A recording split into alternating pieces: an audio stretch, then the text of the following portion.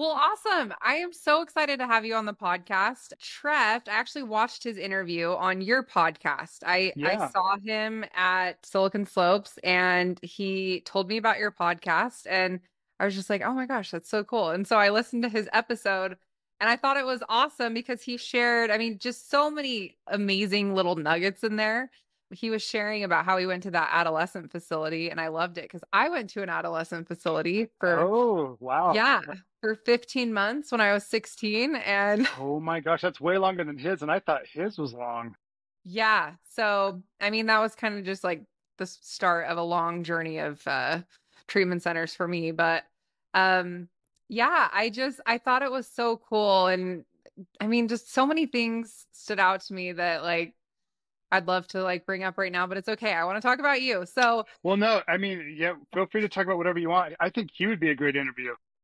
I do too. And Did I tried to tell him, and he said, I don't do podcasts. I was like, why? why not? And he said that he made an exception for yours.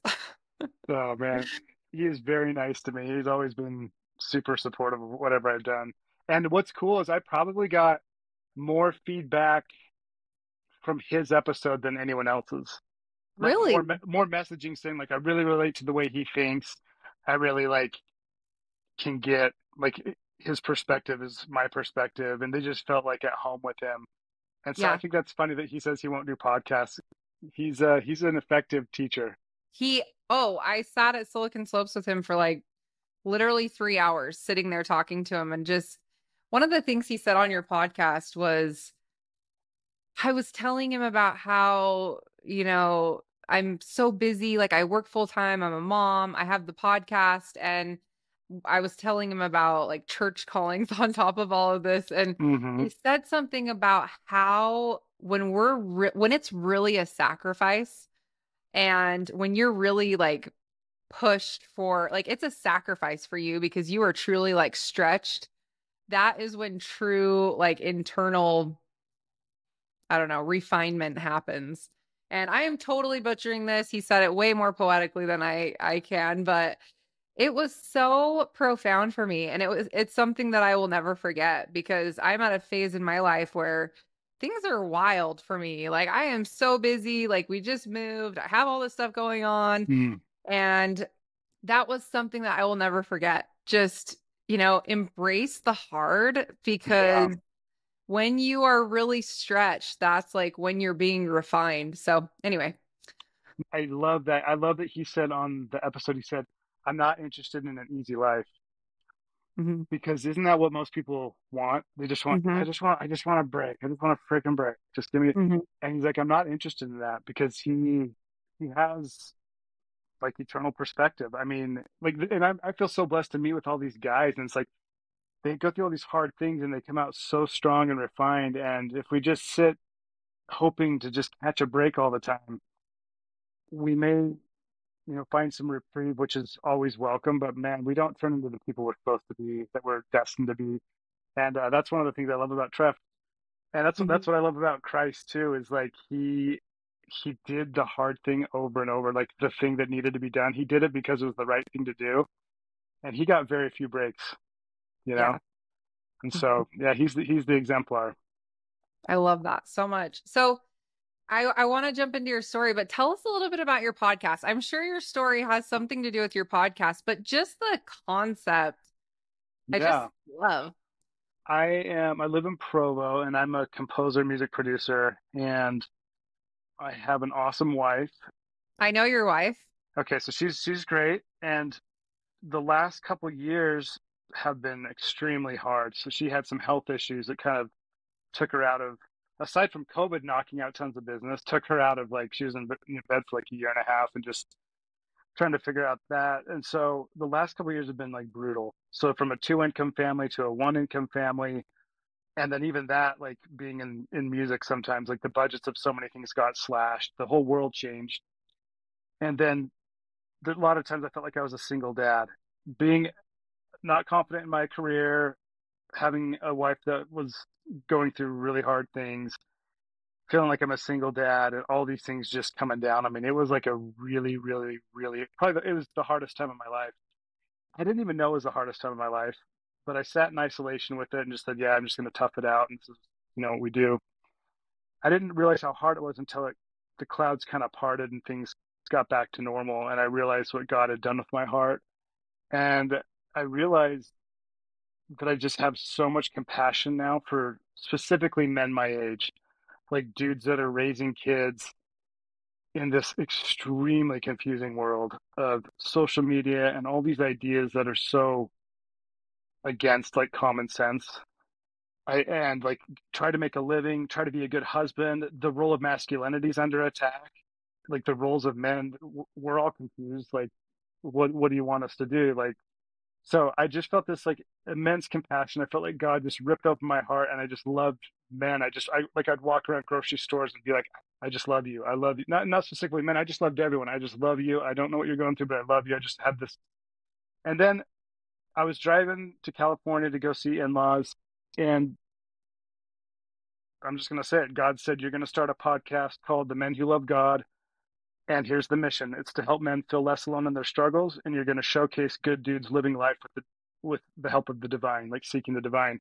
And I'm like, this is the last thing I want. I just want to like do music and get back into the flow of things.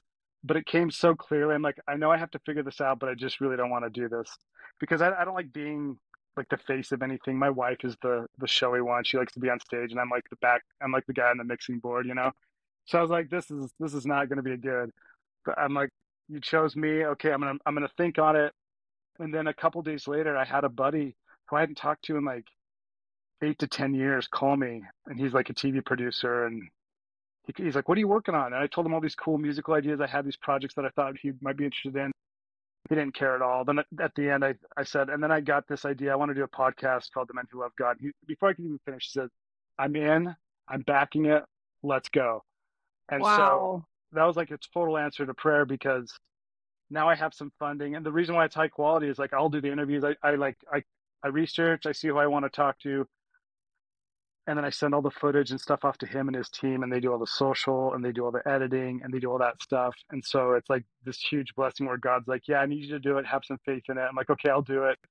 And then he provided a way. And so that really solidified like, okay, this is a thing. From then on, I've just reached out to all these people, and no one says no. Like I've had huge people come on.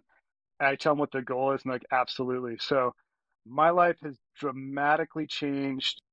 I'm just talking to all these guys with amazing life experience, and they teach me so much, and I take all these jewels and I'm implementing it, just living my best life. And I feel so freaking blessed to have those hard times and that I stayed true to God. I kind of committed to God. I'm like, I don't feel blessed at all through these hard things, but I know you're there. I believe you're there, and I'm sticking with you. I'm like, I'm in it. And sure enough, like it didn't speed up the process, or maybe it did. I don't know, but I still went through it, but came out on the other end just so like grateful. So tell me a little bit about like your story, like how you grew up in the church, you went on a mission. I heard you say all the things, and tell us a little bit about like your life. Yeah. Okay. So I was born in Texas and then moved to Utah like when I was 5 or 6, and I grew up in Cedar Hills and to a very like traditional LDS family, good values. And then went to high school at Lone Peak, moved to Alpine as a teenager. Yeah, grew up playing the piano, camping, playing in rock bands, and just being like a kind of a normal, goofy teenager. And then went on a mission to Pittsburgh, Pennsylvania, where I met Treff, and that was from 2001 to 2003. And then came home and did a bunch of odd and end jobs. But ultimately, I knew my goal was music. My patriarchal blessing actually talks about music as like the one thing. So I knew that was going to be a big part of my life, but it wasn't that specific on because there's so many things to do in music. I didn't know what that meant. So when I got back from a mission, I got into a job that paid well, had nothing to do with music, and I got married, had a kid. When we were pregnant with our second son, I lost that job, and this was like in 2012. The company went under, and my wife, who's amazing and incredibly brave, said, "Okay, it's time to like do music." And I'm like, "This is really scary. We lost this amazing job, and like I don't know what to do." So we kind of just united with God, and it was extremely powerful. And then just hustled and went into it and started a career in music. And so now I've built a stock music library, and I do stuff like the Utah Jazz. That's a fun client. I do film and documentary and just produce albums for artists, and it's a really fun career. That is so cool. I wish we would have hit you up for our intro music. We kind of just let's just go on Google and see what. Hey, when you revamp and do season two, I'll help you out. Okay, sweet. So, okay, so you just took this jump into music. Life's going good. You're starting to build things up. So, tell us a little bit more about was it kind of like when 2020 hit that you kind of went through like a little faith wobble? No, no. 2020 was like a dark period of my life, but actually probably around like 2013 or a couple years after I lost that job is when what I say is I went through a faith crisis. I deconstructed everything down to the bones and then rebuilt it. So, what was it that like triggered that? You're Um, living your life. Like, what was the thing that triggered that? I don't know how I came across the CES letter, but that was the starting point, the infamous CES letter. The infamous. Yeah, I don't even know what that's doing anymore. If there's been apologists that have rebuffed it, I have no Oh, idea. yeah. Tons, Okay, tons. I'm sure it has. I'm sure it has. But being in like music and not having a stable income, I'd wake up in the middle of the night kind of panicking at times. Like, okay, how are we going to pay for the mortgage? And I don't know why, but I remember it was one night I found that. But I read it, and this is the thing. Reading things in the middle of the night is never a great idea. I don't know. I don't know why. It's just your brain just goes into dark places. I don't do it. It's not a good idea. But I read the CS letter. There's so much information. It's just like a bombardment of all these claims, right? Just so much. And you're like, oh my gosh, oh my gosh, oh my gosh. Like I felt like the rug was swept out from under me. I guess up to that point, I was what you would call a TBM, a true believing Mormon. I guess that's kind of the vernacular. Actually Uh, haven't heard that, and I'm yeah, surprised I haven't, but yeah, yeah. So like, I remember like John DeLynn seemed like a good idea at the time. I'm just like laughing now. And so I felt like some commiseration, kind of, and this was back before he was totally like gone and totally like antagonistic. So he was kind of like this soft landing point. Like, if you feel this way, don't worry, here's what to do and stuff. And I kind of felt like there's a community there with that. But I can't even describe the despair I felt. I felt like I had been lied to my whole life. I felt like truth was hidden, facts were hidden. It was so dark. I was Elders Quorum president at the time, and I remember feeling so conflicted. I went and talked to the bishop, who I loved so much, and it was just like, he's so Christ-like. I told him how I felt. I'm like, I don't think I can pray in church anymore. I don't think I believe this stuff. And I kind of just laid out exactly how I felt, which is really hard to do when you have a position in the church where you're responsible for other people. I Mhm. felt he was just cool about it. He's like, okay, well, he's like, do you want to be released or stay in? And he kind of like just said, just stay in. I said, okay, but it's going to be different for me. It's like I see things really different. Looking back, I made a huge mistake not telling my wife any of this.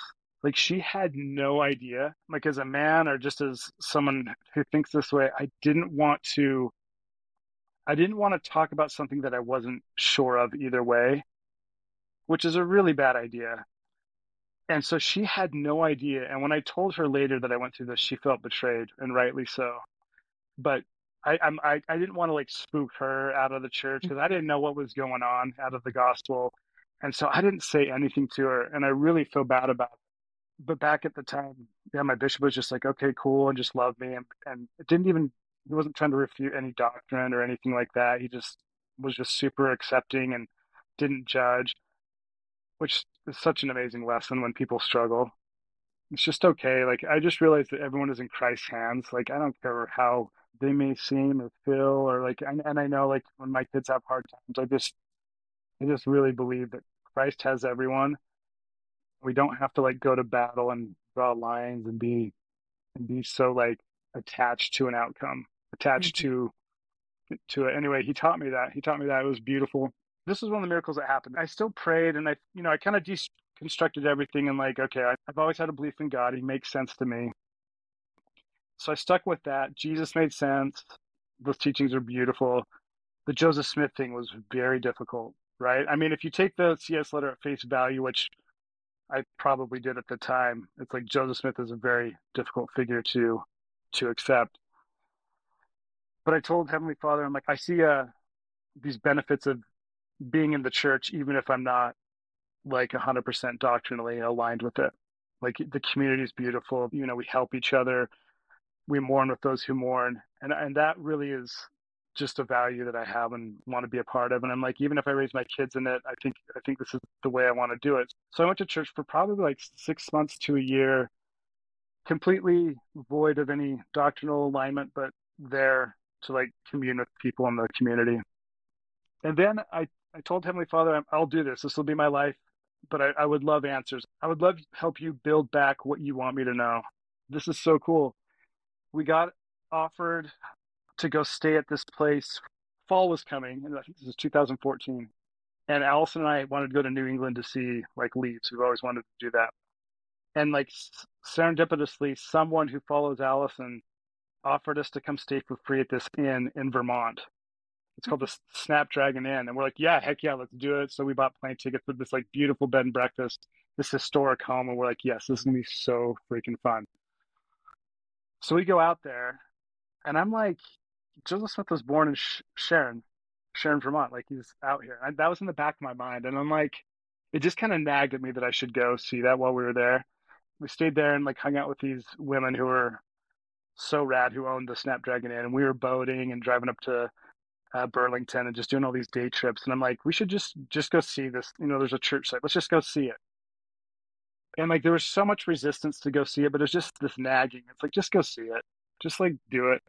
And so the very last day, I just like had to push through it. And Allison wasn't against it at all. We just had all these things like lining up in front of it. So we finally make it out there on the last day before we go home. It's not very built out like Nauvoo or like Palmyra. It's kind of like a small visitor center. I don't even know if it was open at the time. We were just wandering, and I kind of walked off by myself. And I walked down to where like his house was. I think it's just like cornerstones now, or just like a foundation that says, "Here's where Joseph Smith was born." And I had this amazing experience. It wasn't like learning that the Book of Mormon is true or that how we talk about that, but I looked at this little stone that says, "Here's where Joseph Smith was born," and I had this like the most peaceful, beautiful experience where I could just feel God's love for Joseph Smith. Not in the way that he did anything, but just the love that he was a child of God and that God loved him. And it just like sank through me. And I sat there for a moment, just like, wow, this is pretty amazing. It wasn't like, did everything he do was right? You know what I'm saying? It was different. It wasn't like, he's a true prophet. Here you go. Here's your like clean answer. It's just like, I love this where this baby was born. I love this. I loved Joseph. And that just was such like a balm to my soul. And it didn't answer any of my questions, but it started me on this thing where it's like, yeah, God is love. God loves his children. And then I was able to like go back and throughout the years, just be able to build back this extremely strong now testimony of how God calls prophets, right? And not judging quickly and the bombardment of information. It's just such a sweet lesson when you look objectively. But what's hard is when we identify and try to defend something, our identities get sucked up in that. There's these lines in the sand where you have to just like take all the bad with the good. And I just don't think that's what God is asking us to do. I mean, the whole goal is to return to him, to become like him. And we know no one's perfect, but he does qualify who he calls. I mean, I feel like he calls me to do stuff that I'm not qualified for at all. But if I'm willing to do it and I sin every single day, that he qualifies me. And now I just have a testimony of the prophet Joseph. I don't think many people have any idea what he went through. The quick judgments people give him, I just don't think we have any idea. And so now, I don't know, I just feel so blessed to have that experience, that we got a random trip to Vermont. I got there, had this spiritual experience. Like it was just this like nice blessing to like start me on my path back to like building my testimony from nothing again. Wow. That is so amazing. So after you left, did you feel like you were able to kind of just like jump back in, pick up where you left off kind of a thing? Or what was it like for you to kind of Yeah, that's a good question. I don't think I just felt at peace and things weren't so heavy and so weighty. I don't have to have like a testimony on every doctrinal point or like I just didn't feel like I had to have that. I just felt like things didn't matter as much. Not like the weight of eternity, but like all the things that I used to get caught up on just didn't hold me or like seem like this like a divider in my mind or spirit anymore. And so with that, like I've just learned that like Christ is the exemplar. And there's an amazing podcast with Stephen Jones and Don Bradley, Let's Get Real podcast. And Don Oh, Bradley yes. talked about how Christ is the exemplar. And that's the one. That's it. There's like no other Mhm. exemplars. Joseph Smith is not an exemplar. Moses was not an exemplar. The Jews held up Moses as the exemplar and then they couldn't see the real one, right? If we hold up Joseph Smith as the exemplar, as if he was this perfect person and we have to agree on every single thing that happened, we're going to miss the point. Just like the Jews missing Christ, I don't want to miss Christ. It's like Christ is the exemplar. I think that we don't put enough weight on by the fruits you shall know them, the fruits of the gospel. Oh my Like, God. like Yes. that's it. It is so true. I think about that all the time, how your bishop that you went to when you told him, like, Hmm. look at the fruits of that human. Hmm. Look at the fruits of just the some of the people that you know that are like living the gospel in its truest form and the fruits of their life. And how can you deny? I mean, you can't deny it. The fruits that come Yeah, with. it's very dishonest to deny that. Mm-hmm. And so, Yeah. yeah. So I just try to be really careful of missing the mark on things, letter of the law, spirit of the law. That's a fine line there. It is.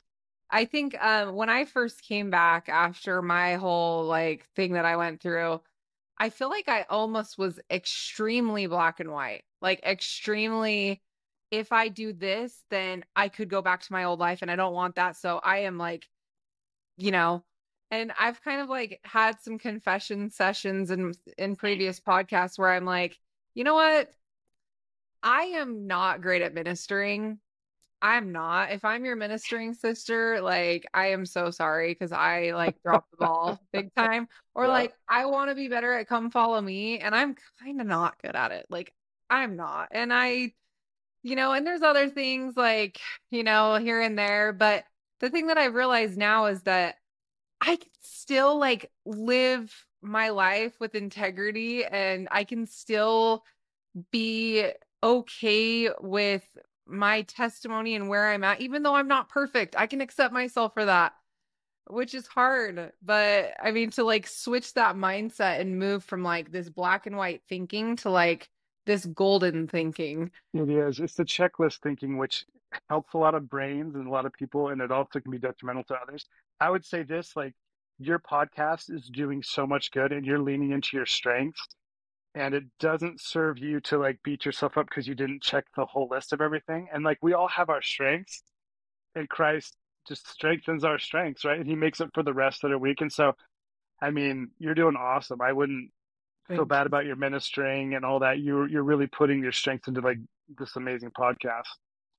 Thank you. I appreciate that so much. And I mean, hearing your passion come from it, isn't it like a cool thing when you can actually like it's like when you're doing all the things and I think that's awesome, but like when you take it a step further and it's like you're feeling all the things. Like it's not about I feel like I'm not measuring up in all these places. Like if you're actually like, "Hey, I'm going to go to church because I want to meet God there." And Hmm. I want to experience like a relationship with God at church. Like that's why I'm going. It's Hmm. not because it's what I'm supposed to do. It's not because people are expecting me to. It's because I am going there to meet God there and feel him there. Yeah, it is how we look at things. And it is very, life is very repetitious with all the things we do every day. We go to work, we put the kids to bed. And so sometimes, and quite often, like church and worship falls into that. And I think that's where we get super complacent.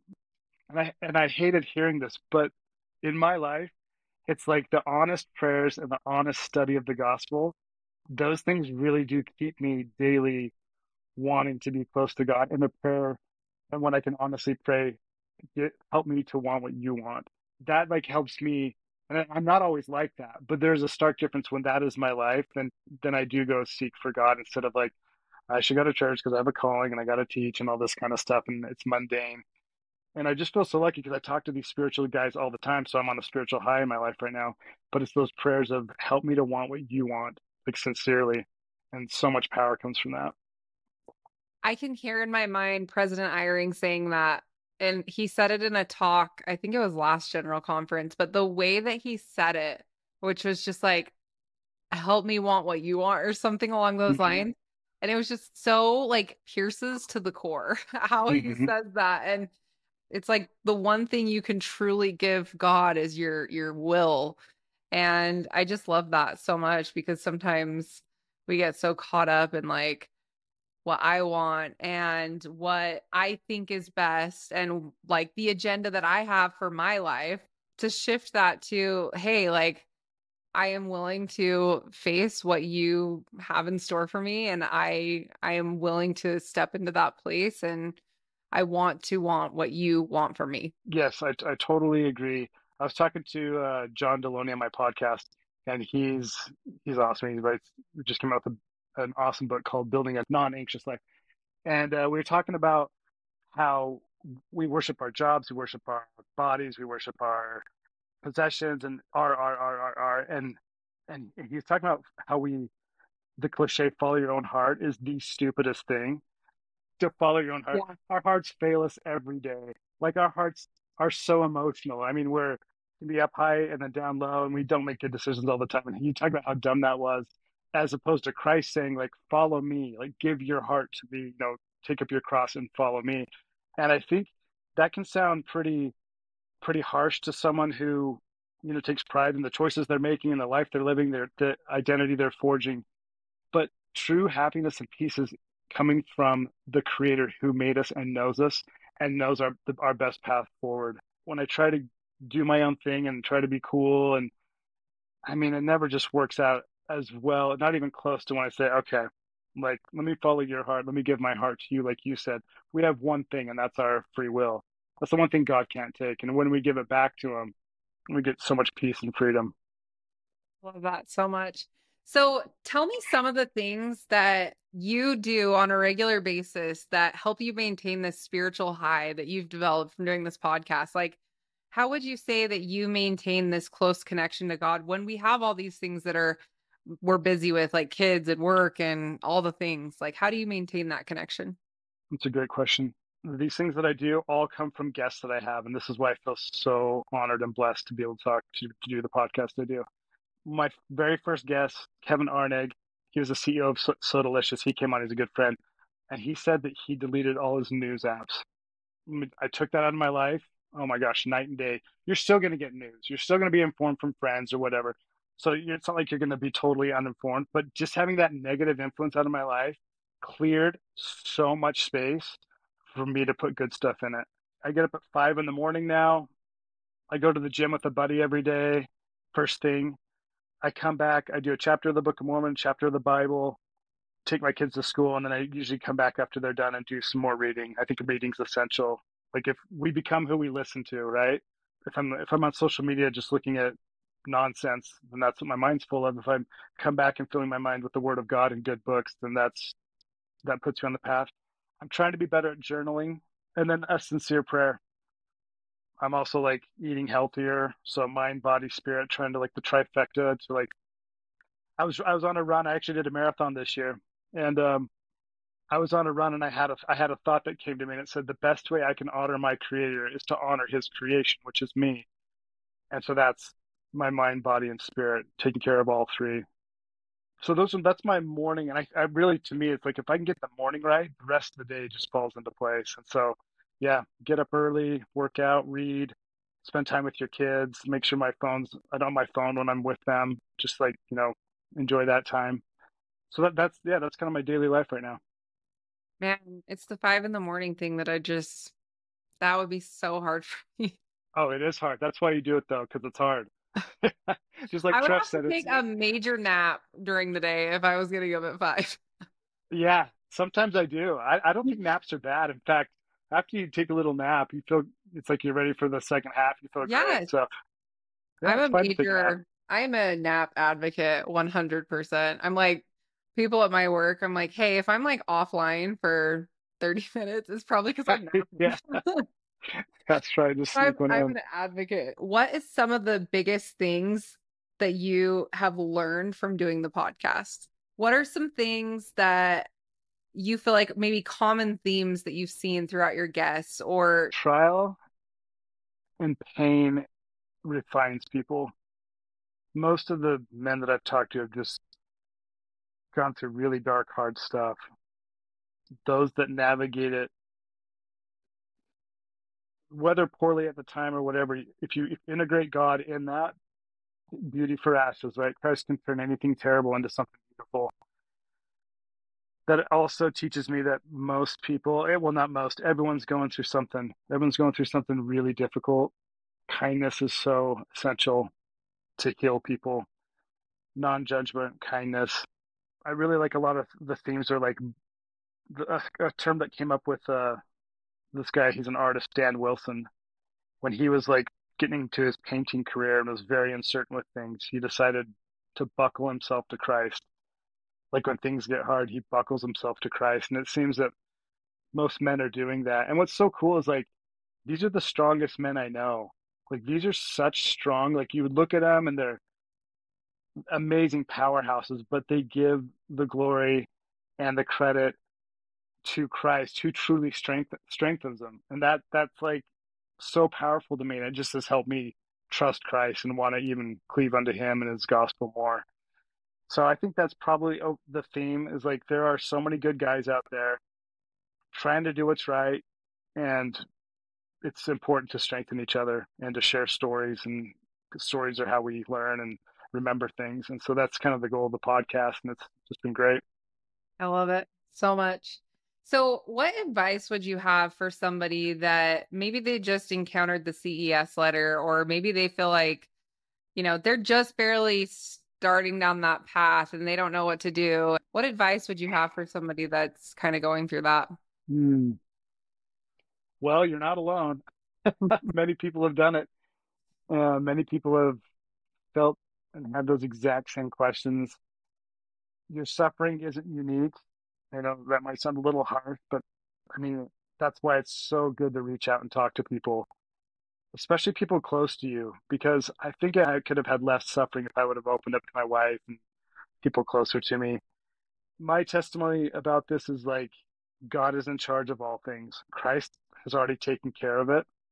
And even if you go away from God and Jesus for a while, man, give yourself a break and realize that you have free will and that is a gift, and go for it. Explore and just remember. I would also say remember. I love in the scriptures how it says remember all the time. Remember how I delivered you. Remember this. And that's one thing I did is I always would look back and be like, the church has blessed me. The restoration has blessed me.